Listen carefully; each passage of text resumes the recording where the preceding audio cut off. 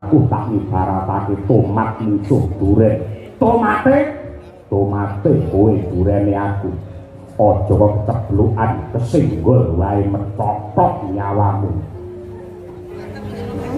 Dan sumbare gak kalah. Iso ngalahke Raja Mala padha karo iso ngrajangin, iso ngalahke Bilawa padha karo iso ngalahke Malaikat Jibril. Lambene sumbar ya sumbar, aja nyandak malaikat mak pribine ditokku.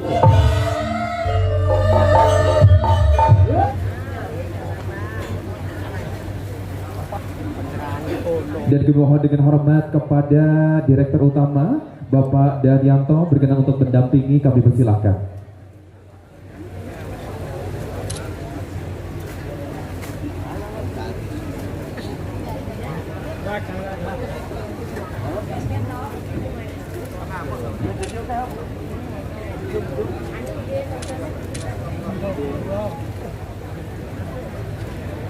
Hadirin Bapak Ibu dan juga segenap undangan yang berbahagia, dan berikut persembahan penyerahan tokoh wayang oleh Jenderal Mendir Babing Gelar Rejo Agung dan gunungan oleh Wali Kota Madiun.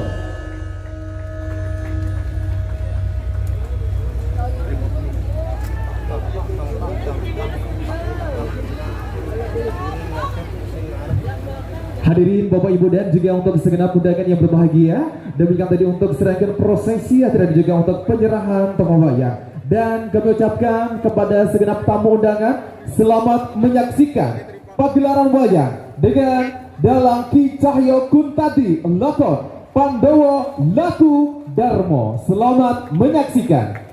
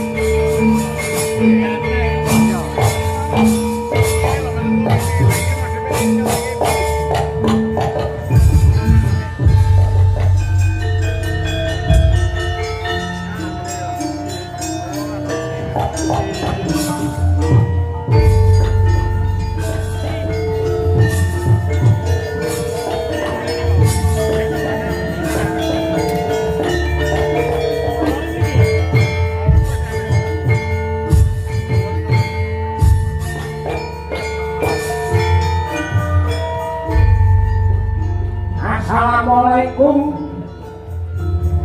adikku subur. Waalaikumsalam warahmatullahi wabarakatuh. kang sabar. Kenapa kita berdua bernama Sabar dan Subur? Nama kita Sabar dan Subur itu ada maknanya, ada artinya. Siapa saja yang hatinya sabar, maka hidupnya akan menjadi subur dan makmur, seperti PD Rejo Agung Baru Madiun yang malam ini sedang bersyukur. Boleh. Iki ora. Kalau tambahin Doa untuk PD Rejo Agung Baru bagaimana? Semoga dalam rangka tutup giling tahun 2025 selalu baik dalam kinerja, unggul dalam berkarya, pimpinan sampai karyawan hidup sejahtera, petani tebu kaya raya, lingkungan tetap terjaga, hasil giling dan produksi gula meningkat luar biasa, mendukung ketahanan pangan Nusantara sehingga PD Rejo Agung sukses dan jaya sepanjang masa. Amin ya rabbal alamin. Malam hari ini dalam rangka tutup giling PD Rejo Agung Baru, dan sabar, kenapa setiap tasakuran giling PD Rejo Agung sering menanggap wayang?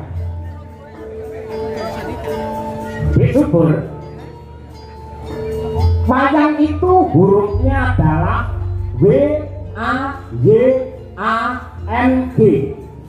artinya yang pertama W, warisan budaya dari para luhur yang harus kita lestarikan bersama-sama. Yang kedua A, ajaran moral dan budi pekerti terkandung di dalam pertunjukan wayang sebagai suri teladan. Y, yang baik kita contoh sedangkan yang buruk kita tinggalkan. A, akan tetapi wayang tidak akan lestari tanpa dukungan masyarakat dan juga pemerintah. N, nanggap wayang seperti PD Rejo Agung harus digalakkan sebagai wujud cinta kita terhadap jati diri bangsa. Yang terakhir D, gayeng, ramai, walaupun hujan namun penontonnya tetap banyak karena dalangnya adalah Ki Cahyo Untadi. Terus promosi. Tahu kalau setelah ini kita akan Februari terus puasa libur panjang. Promosi. Lo aku tadi sudah ketemu, sudah sowan, sudah sungkem kepada Bapak Wali Pak Maidi.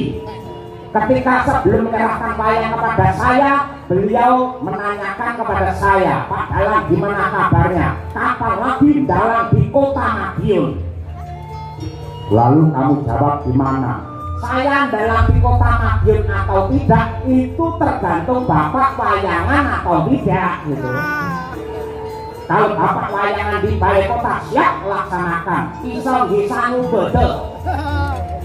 Ya, yang intinya kita ikut serta mengaturkan syukur kepada Tuhan Yang Maha Esa karena PD Rejo Agung Baru mengadakan tasakuran dan juga tahun 2025 merupakan capaian atau prestasi yang luar biasa karena hasil giling tertinggi selama PD Rejo Agung berdiri.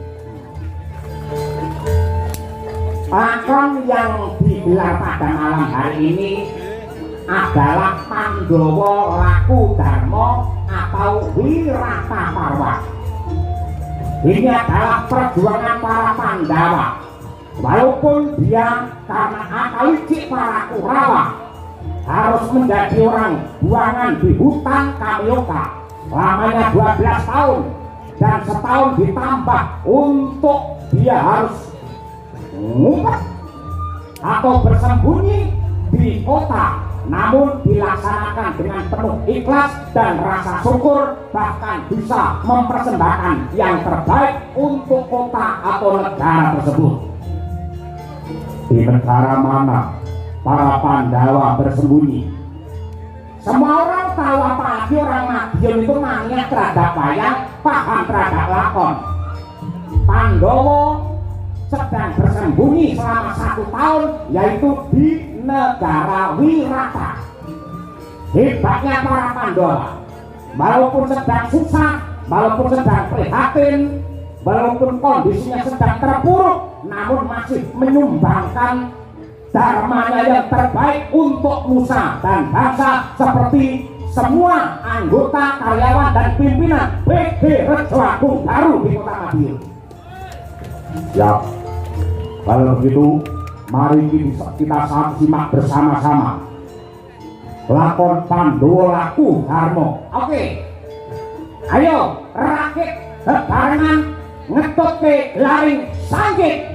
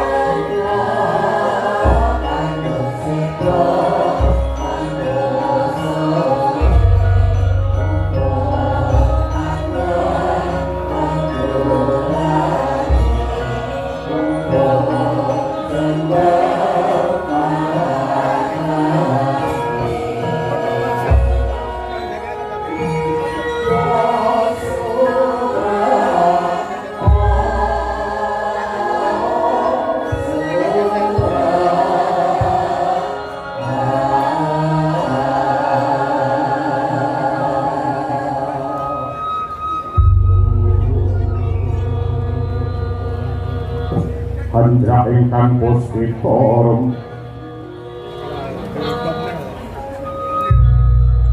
kasliring samiran ombre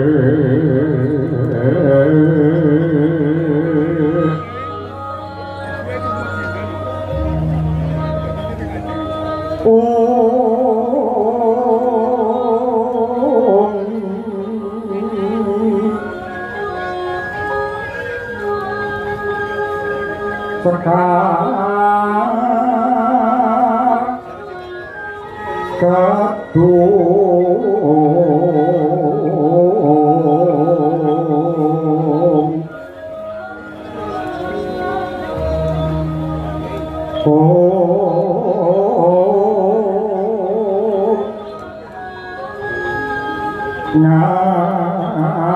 ngaskan banyo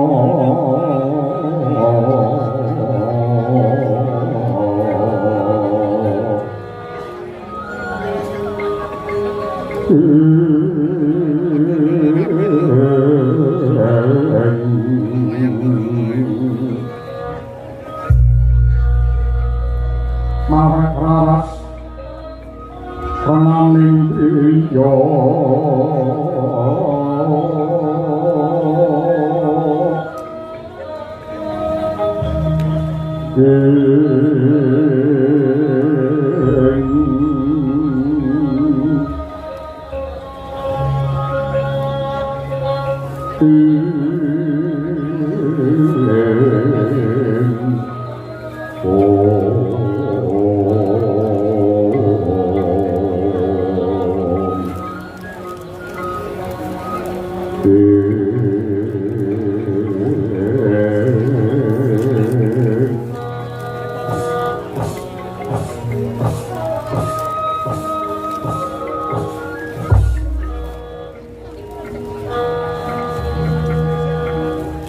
Kawulun sewu dereng dangu rawuh paduka Gusti kula Raden Seta Bumindaya wonten ing dusun kula Pejagalan mriki.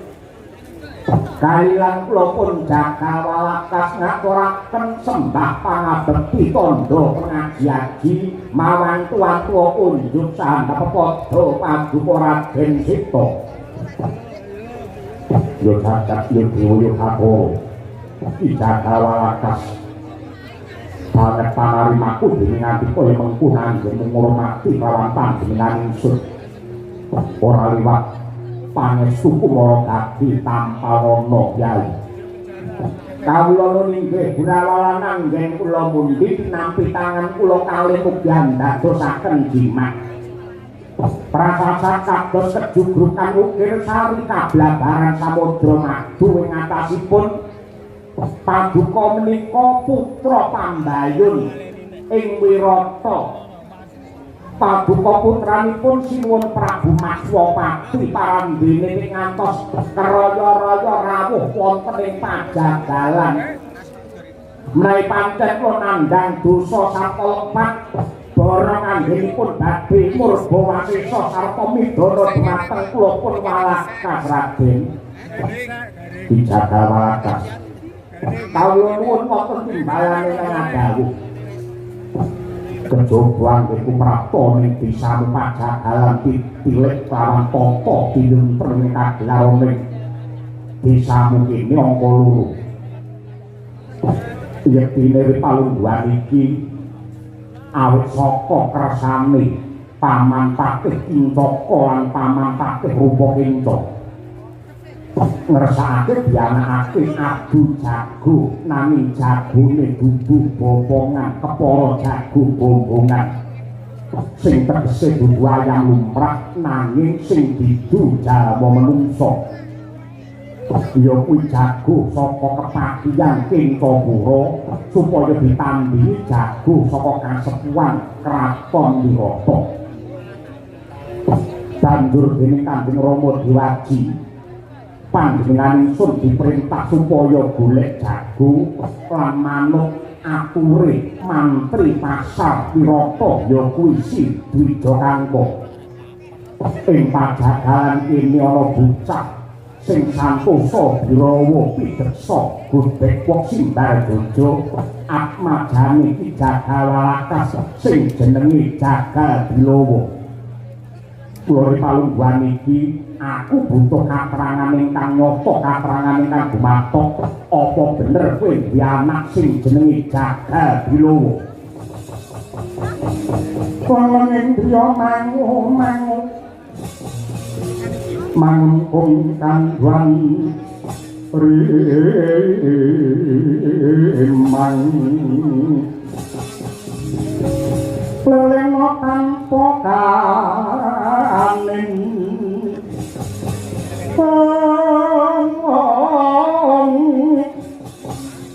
yen pantulusa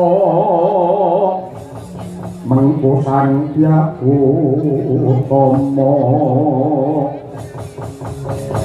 mangkono sinarendra mudhawus nyolon anggrapo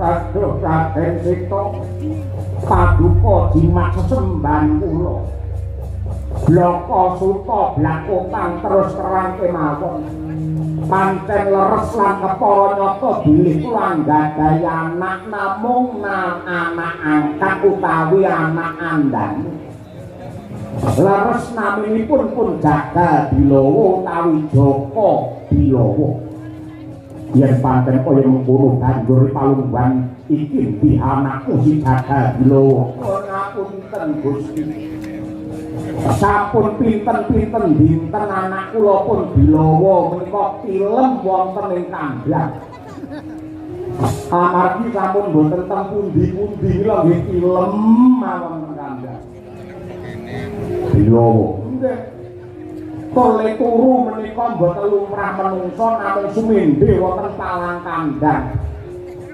pramila nyuwun pangapunten gage bukan sampun pinten-pinten dinten menika kula gugah boten purun tangi yen pancen kaya mengkono apa ndok lelami aku kepengin roh kaya apa wujude anakku si Jaka Bilawa kaya apa bener aku wis diwijokake lamun topi deksa ruwa Bilawa ning nuwun sewu papanipun menika regen mapanipun wonten kandhang wontenipun namung telek sapi menika wontenipun namung kletok ora dadi apa aku kepengin makyenake kaya apa to putramu sing jenenge Jaka Bilawa ngaten mboten langkung kula dherekaken ning pangapunten Raden kanggenipun rusuh kabeh ya ora dadi apa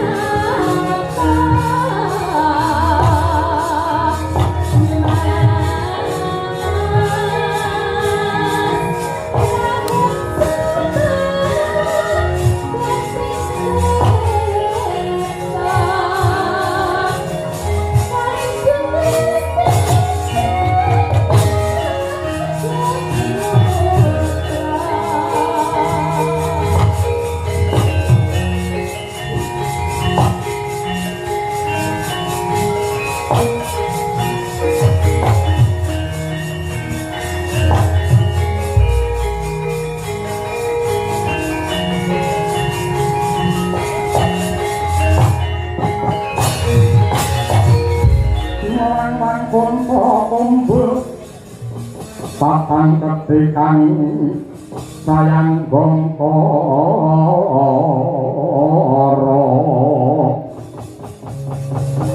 kadang romobat maafir menika anak kula pun Jaka Bilawa anggenipun tilem benten kalian tiang limrah melake sesasi utuh babar pisan boten makyut ning yen gelem turu ya pinten-pinten dinten boten nglilir babar pisan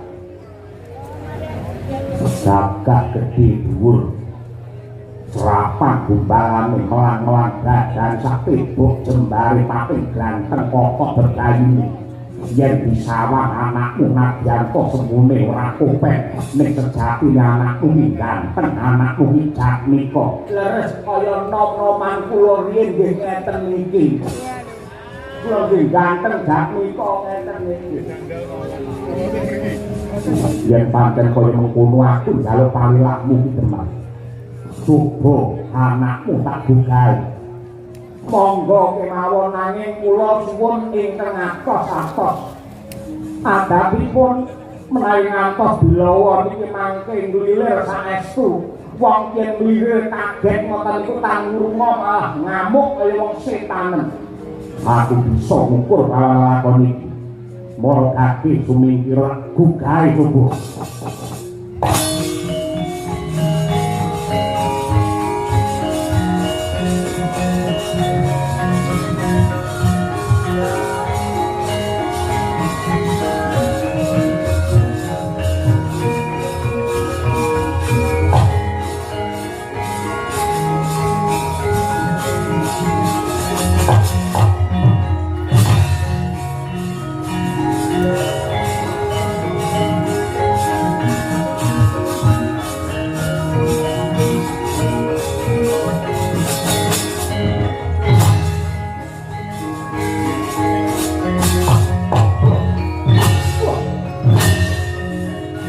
Johan. Wah.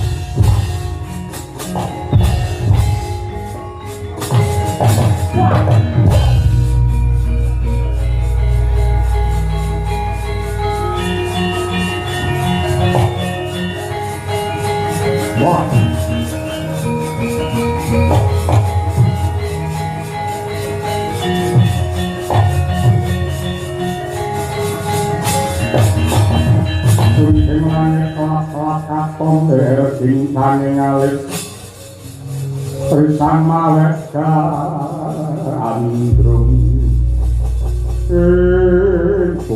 sublas iki jan-jane menung sapa kiwalakas ing atase tak taboki tak ajar tibani gaman wujude godhong obah wae ora nggih malah kaya banter ling orok niku napa aturan ngoten niku.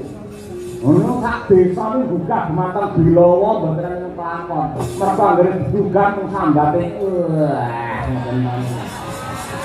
Nek bareng wis rabi biasane kalih dadi wah ngoten niku. Dan banjur piye carane buka kawan anakmu? Jane kula duwe cara ning niki mbebayani. Tiang film niku yen angel buka-bukane. Waton dibubut ulu puhunipun tatangku badhe nglilir. Ulu puhun ki apa? Ulu puhun menika wulu ingkang mapan wonten jejembol sikil niku yen manggabun mesti nglilir.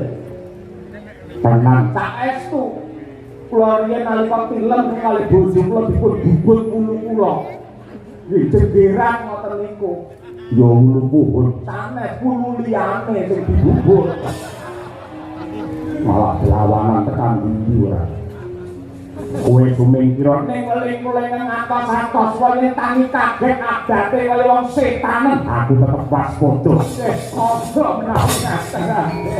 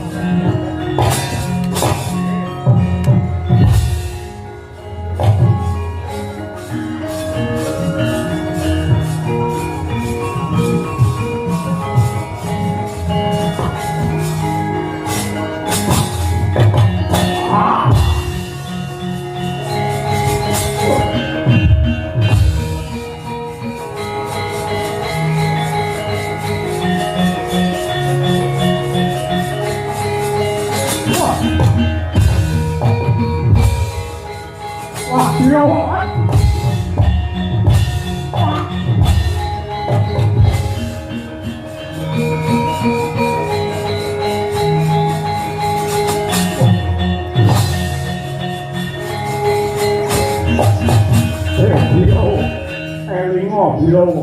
lekno mripatmu aku ki dudu wong saudon saurupan nanging aku ratu wirata jenengku Raden Sita Bumijaya kowe penggede anak ratu teko ning pajagalan teko ning desa kudune gawe tentrem ora gawe tintrik dosaku apa luputku apa paradene malah gugak nganti cara sing nesta yen ra ngono kowe ora tani kowe kebaik kok krama malah kadak meneng lawan ratu ora patut sing ora patut kowe pejabat nyontone elek karo kawulamu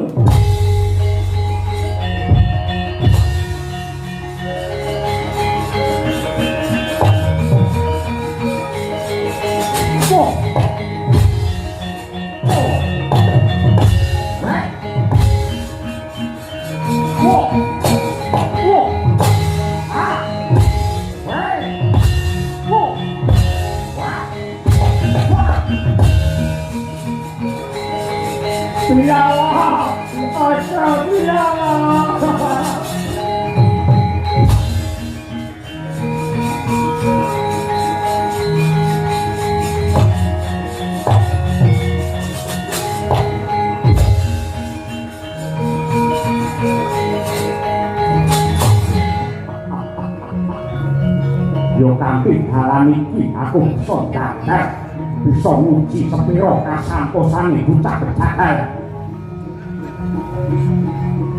Jajane teko kene. Wah.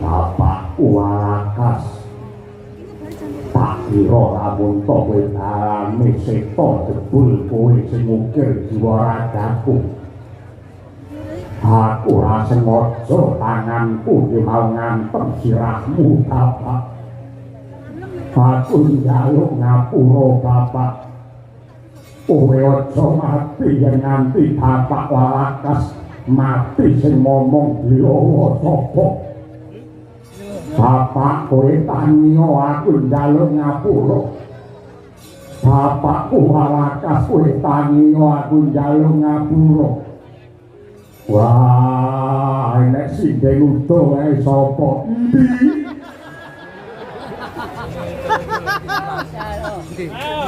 nek sindhe utuh ae sapa ngono sing aturan iki kowe gerangane bapake dhewe parandene diantem sak kayange ora modar dagar otak wis bejo banget. Wis ora ajare Raden Seta aja kok batut-batutne. Iki mujudake nugra gedhe sing bakal ndok tampa. Kowe calone dadi wong sing dipercaya karo Wirata supaya munah satu murka nunggu karepmu dhewe.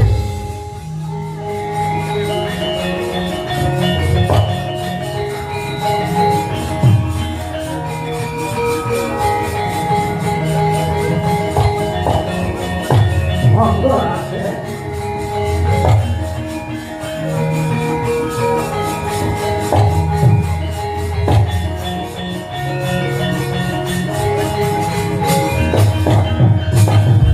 saja perisang sapiranmu Prinangko dinempit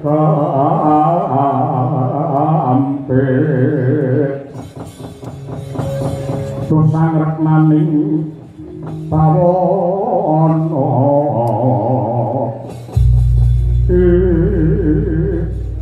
ulai kang nyuwunaken pangapunten tumrap pakrapipun anak kula pun bilawa ingkang murang susila ninggal ing tata krami ora dadi apa kiwalakas ya malah kanthi lakon iki nyibarate sumur aku bisa njajaki sepira jerone nyibarate gunung aku bisa ngunggahi sepira dhuwure pripalungguhan iki aku ora mangro pingat ora bakal mangu-mangu trek lamun anakmu Jaka Bilawa minangka jago kraton nandingi jago saka kepatihan kula kang mangkono Kiwalakas pripalungguhan iki uga anakmu Jagal Bilawa bakal ndak jaluk ndak kanthi manjing ana ing alun-alun Wirata munggah ning Blabarwaja kenteng kawat tetandhingan kelawan Paman Rajamala. Mboten langkung sendika ngesakaken dawuh monggo klatring rumiyini lampah lan bekti kula katur dumateng paduka kula tak meling riyen dhateng anak kula pun Bilawa menika.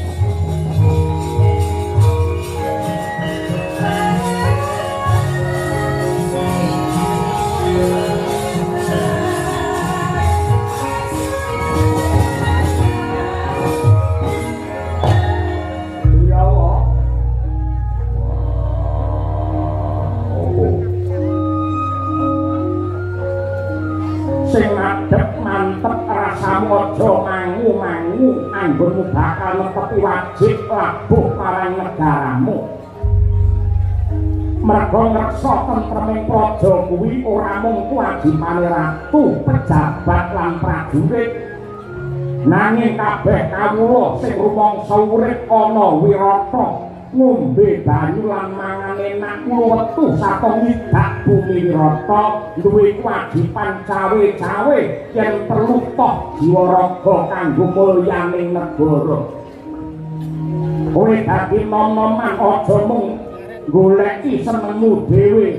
Elinga besok nasibe negara iki ana pundhake para nom-noman kaya kowe. Lan welingku marang kowe Jaka Bilawa. Dadi kawula kuwi aja mung nuntut negara wis menehi apa karo aku.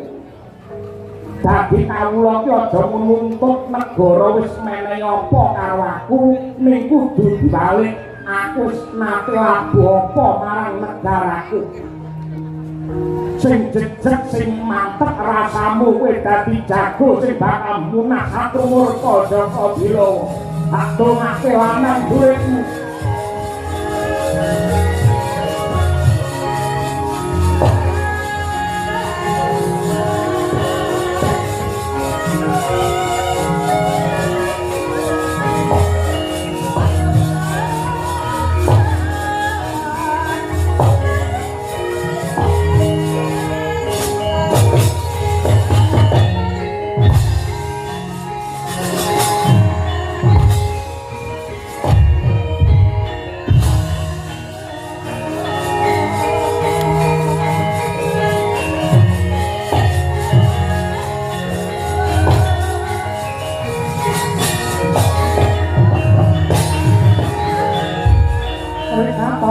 Yang Pratasena Sampokeng sang pintulu hati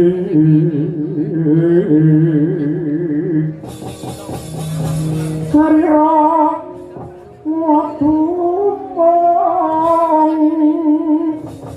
Kodek wak simbara jojo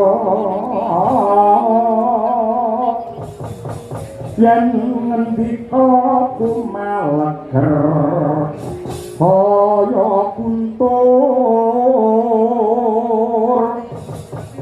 kapang panenggak Pandhawa